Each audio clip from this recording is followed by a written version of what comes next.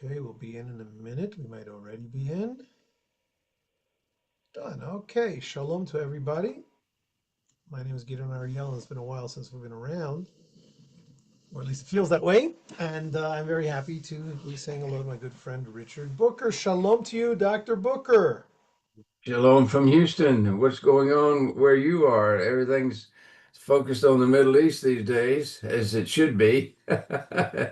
As the good book says, all of the world's attention will be on God's faithfulness to regather his ancient people back to their land. Of course, they don't put it in those terms, you know.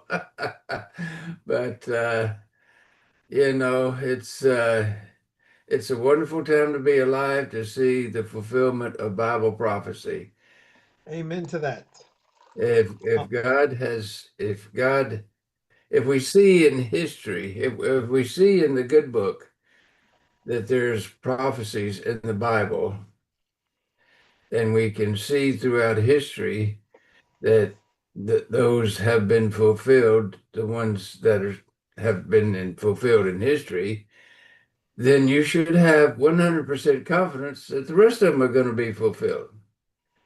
And so we look at the Bible as our evening news, not the television. Amen. we should, I believe I'm quoting you, repeating what you just said, we should have 100% confidence that the rest of the prophecies will be fulfilled. Is that what you said? In that word, in those words? You quoted me correctly. I don't know, maybe it's my old age or my young age, or I don't know what, or maybe my Jewishness. A little hesitant to say 100%. I think not necessarily because of the 100%ness of the thing that I'm supposed to be 100% confident in. My own self. The Jewish tradition uh, tells a lot of stories, and of course, you know that amongst within around Jewish history, throughout Jewish history, there have been different, not cults, but different groups. There's a word with a C, I think, and I forget the word. Different groups. One of which, of course, is Christians, but that's not what I'm talking about. I'm talking about the Samaritans, or more specifically, the Karaites. I think there's another one. Wasn't the Sadducees, the Tzdukim, which are often translated into English as the Sadducees, right? So you had the Correct. Sadducees. What did you have? And you had the Pharisees, as you guys translated. Okay, Yes, so there you go. So you're familiar with this stuff. In Hebrew, they're called the Tzdukim and the Prushim. correct. The Pharisees, Prushim means those who separated themselves, and the Tzdukim were the Sadducees. They're the ones that come follow a certain priest whose name was Sadok, if you will. Anyway, they were quite strong. Now I'm realizing I don't have to tell you this because I'm sure you know it. They were quite strong in the end of the Second Temple period, the Sadducees. And of course, as you know, they were especially strong in the temple. Some people might even describe it as politically more strong in the temple, whatever it was.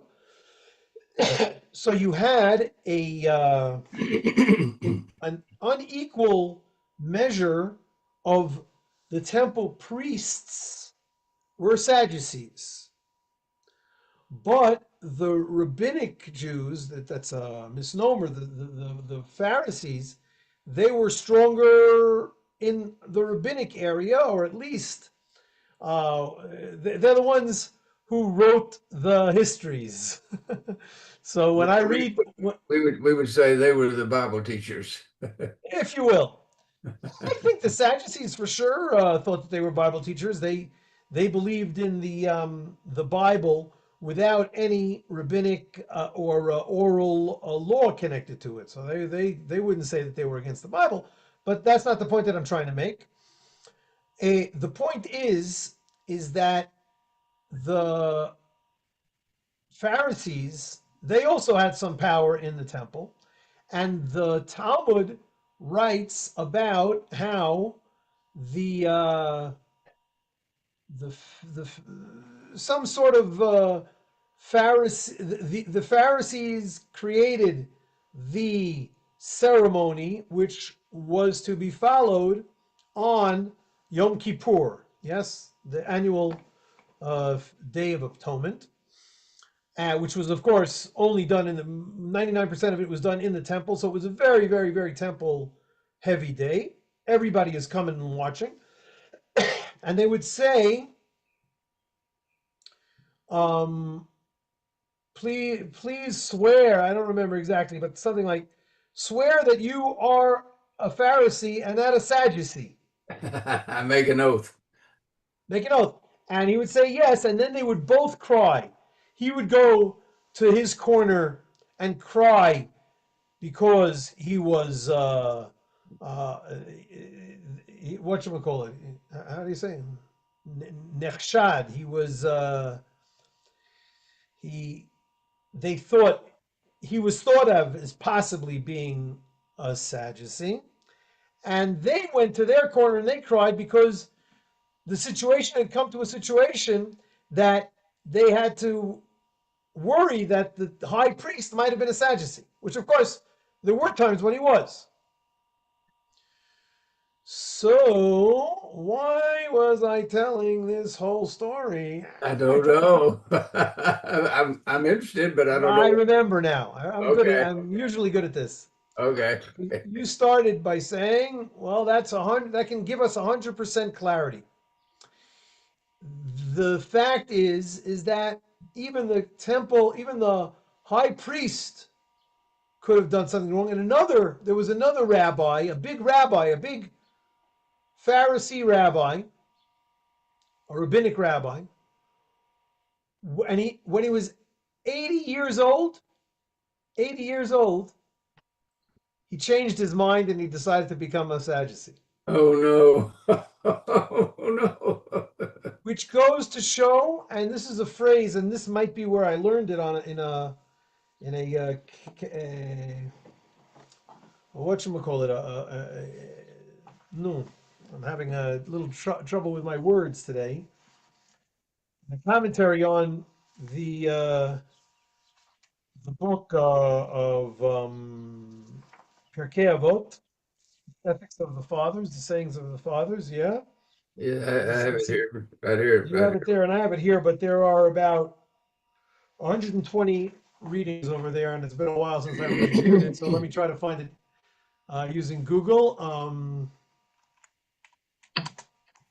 Is Google a Pharisee or a Sadducee? It's fair to say that he's a Sadducee.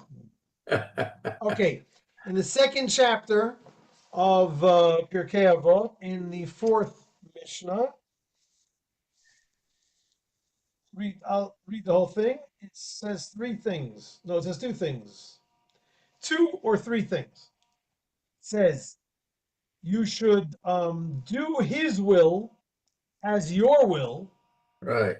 in order for him to do Your your will. will as his will. It's his will, right. I'm familiar with You it. remember, you've heard that. Yeah, I'm familiar with that phrase. The second part is batel ritzoncha.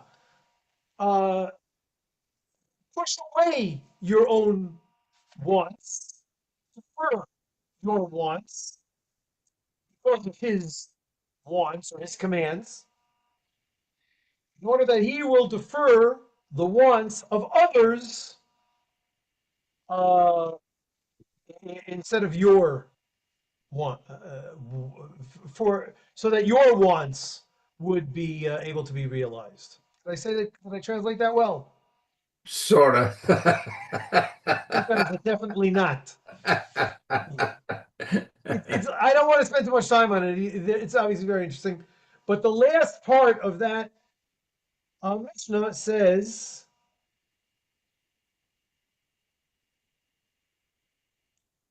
no, that I'm sorry, it was a total different. Forget about that. Hillel said, don't separate yourself from the community, and don't believe in yourself until the day of your death. No, don't do what? Don't believe in yourself. Don't Oh, have okay. 100% trust in yourself Okay. No, right. until the day of your death. Of course. So now, I'm not saying don't have any faith in yourself. You made it to 80 years old. Chances are you're not going to change your mind 180 degrees on your 81st birthday. However, it has happened. So don't be so 100% about yourself, which is all this is just to say that 100% word that you said before lit up a little flag by me. That's all I can say. Well, I would say that that is absolutely true for humans, but for the Almighty who's outside of time and space, who declares the end from the beginning, my counsel shall stand and none shall stay my hand, I call that 100%. Oh, yes. Look, there are, pardon me using a metaphor, there are stocks, I think, that you can be 100% confident, what they call them, blue chips or something like that. They're not going to disappear. They're a good investment. But I'm not 100% confident in them. The fact is that I'm not invested in them. So this 100%, you can trust something 100% might be true in the can trust it 100% side of that sentence. But there's another side of that sentence, a much shorter side, that contributes to the number 100%, and that is the word you. In other words, if I'm telling you myself over here, and with all due respect to my 100% partner, I'm not 100% sure about myself. Well, the observation I have from the Bible and experience, because I'm over 80 years old, so I traded my smarts for wisdom. When I was young, I was smart. Now I'm not smart, but I'm wise. So if one of the human side of this equation doesn't fulfill their part, God will find somebody else to do it, or he'll just jump in and do it himself. So he prefers to work with humans, but he has a red line, and our failings will not in any way move his red line. So he's going to see that it's done one way or another. That's His the will only be done one way or another. that's the only hope that we actually have. And to me, in the Bible, hope is in the Western world, that's kind of like wishful thinking. But in the Bible, it's a joyful expectation of the good that God has promised. So that's the only thing that we have to get up for every morning is that God has a plan. We can see he's worked it out in history, just like the good book says. And if that's true, then the rest of it is going to work out in the future, just like the good book says. Hallelujah. Otherwise, what's the point of getting up? I'm putting The that in your corner now. Look, again, I've heard that concept, and I personally do believe that I believe in it.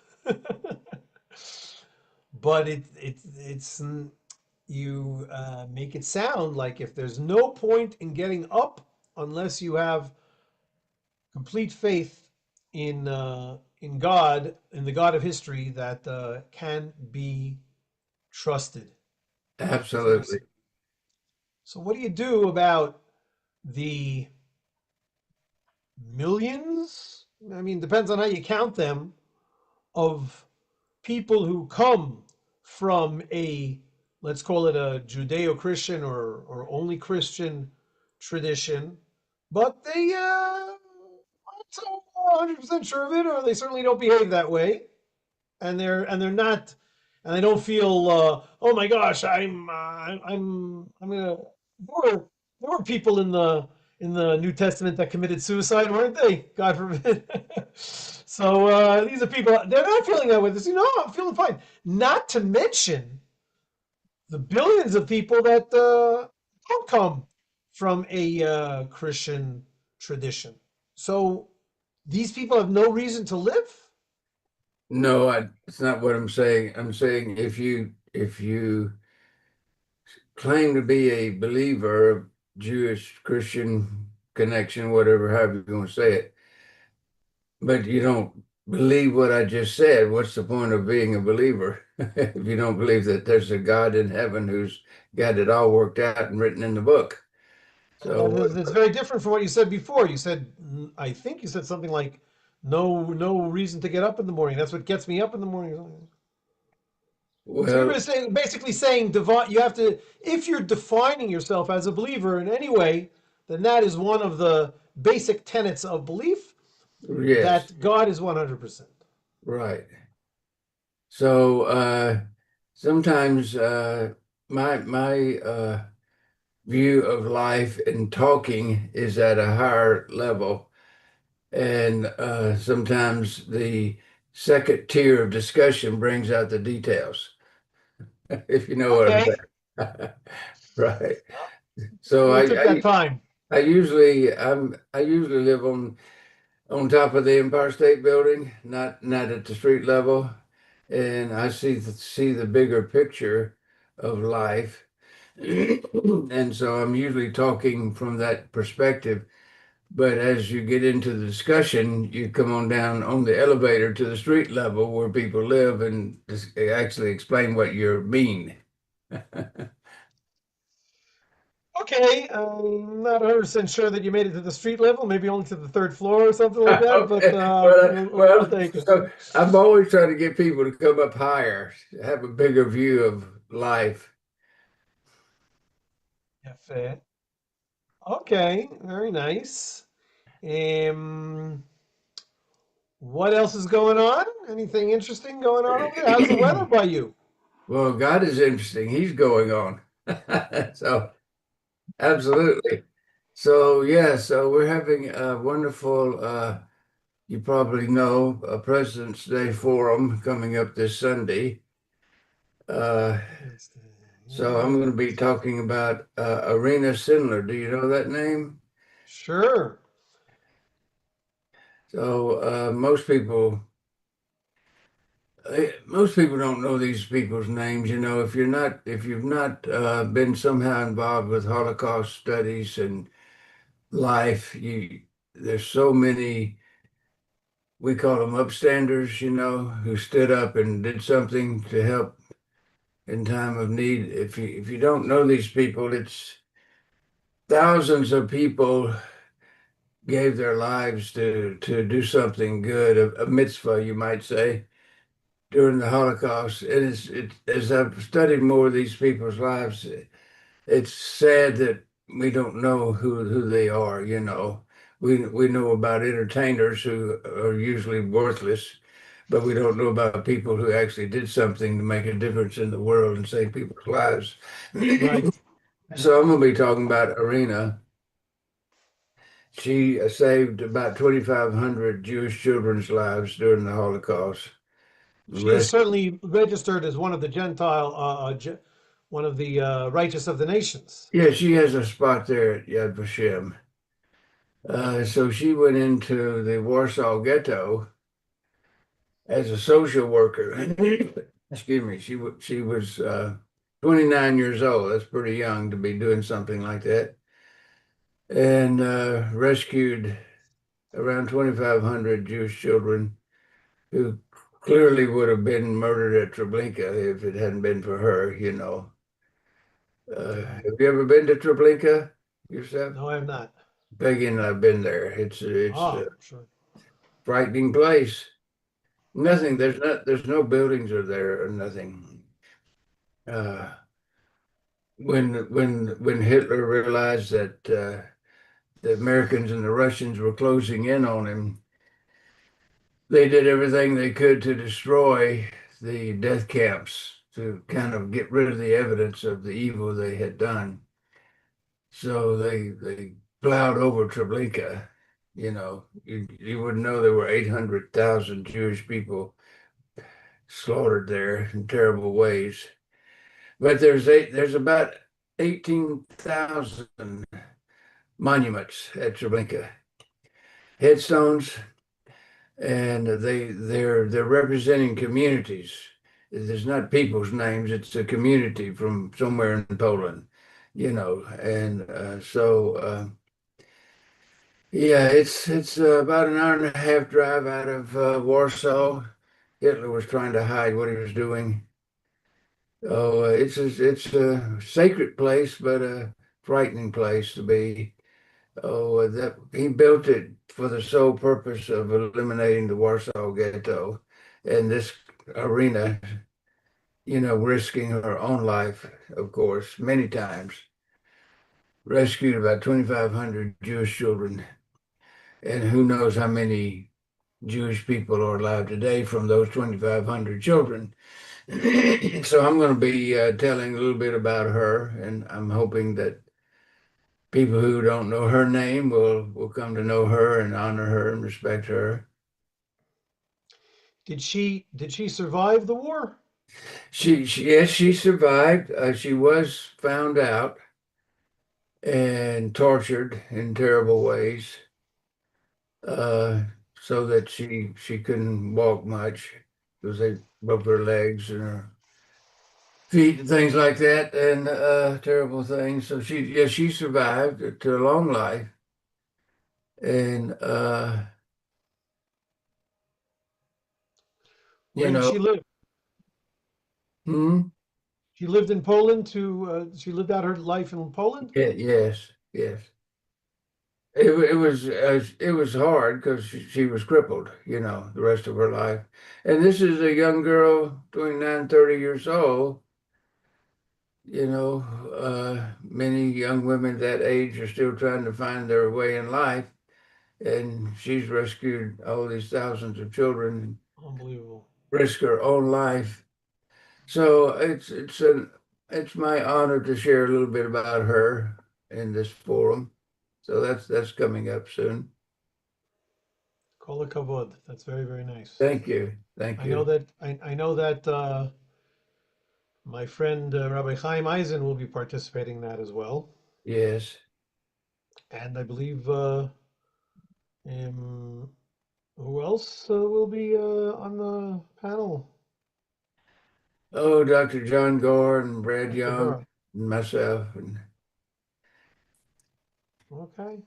Well, have a good. I'm looking forward to hearing about how that went. Maybe I'll even be able to watch it myself. It will be broadcast live on Zoom or on YouTube. yes. So it should be real good. So tell me about your relationship with Rabbi Chaim.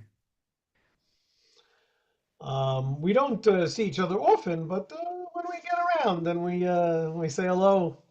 And when I first was actually getting into this, uh, what I work in, Jewish Christian relations, then he was already teaching a Christian group out in, I don't know, Norway or Sweden or something like that.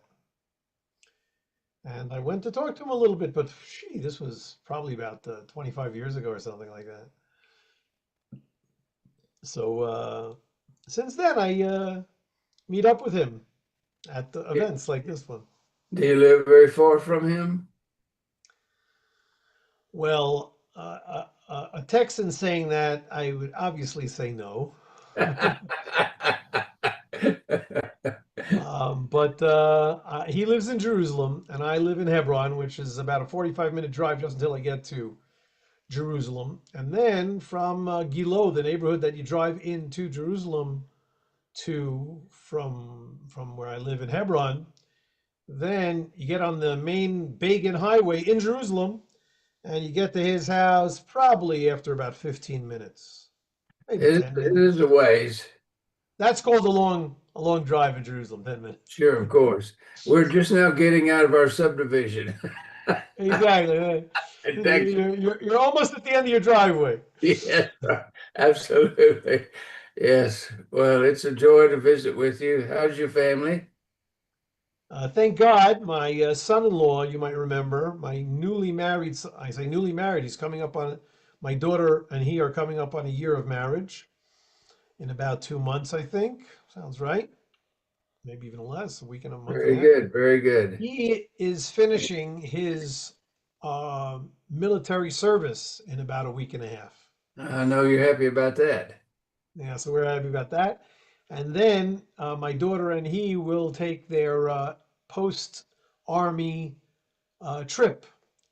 And I'm not sure. I think they're going to go to the east. They're going to go to Vietnam. I said, I don't know. I wouldn't want to go to Vietnam. And sounds like army movies, war movies. No thanks. But it's evidently a very accepted and coveted destination for Israeli backpackers. I'm sure it's not, you don't go to and also nowadays, there's not, I don't think there's much, there aren't too many American soldiers putting themselves in danger in Vietnam nowadays. So I don't think that's from that perspective. Anyway, they go to Vietnam, maybe they'll go to Thailand. Do you say Thailand or Thailand? Tie, Thai without the H is silent. like not in your tie, Thailand. Thailand, yes, very good. Well, it would be nice to interact with that culture. Yeah, we'll see what they do. But they're first going to be going to my sister and brother and other of my relatives in the United States. They're going to go there for a few weeks first. Okay. So that's doing well. So how long will they have this sabbatical? I think about 4 months that we're Oh, talking about. wow. That's awesome. Oh, some Israelis like to do it for a year or more even. How do they pay their bills when you go off like that? First of all, they save up. Okay. Especially as a soldier, especially if you are a military, a fighting soldier, not just somebody who I don't know pushes pencils someplace. They get money also, and especially if you're an officer, then I never thought to ask, and I'm not sure they would say how much they make a month, but I think they're making. And my daughter is also making money. She's working, so I think they're What, sacking away a lot of money for this excursion. what does she do for a living? Your daughter-in-law. She is studying actually to be she's studying for a bachelor's in business administration. And right now she is the manager of a clothing store. Okay. Yeah, Very good. pays the bills. And And where do they live? they live in Kfar Etzion, in Gush Etzion, about 20 minutes, a half hour away from me here now. Okay. Okay. Very So, my good. friend, it's been a while since we've spoken, but it looks like we had what to talk about. How do you like that? There's always a lot to talk about. It's always a pleasure. My fond regards to your lovely wife Peggy, Thank you. Appreciate it. We're and doing well. we will see you in about a month. If you need anything, let us know, okay? Shalom, shalom. All right. Thank you.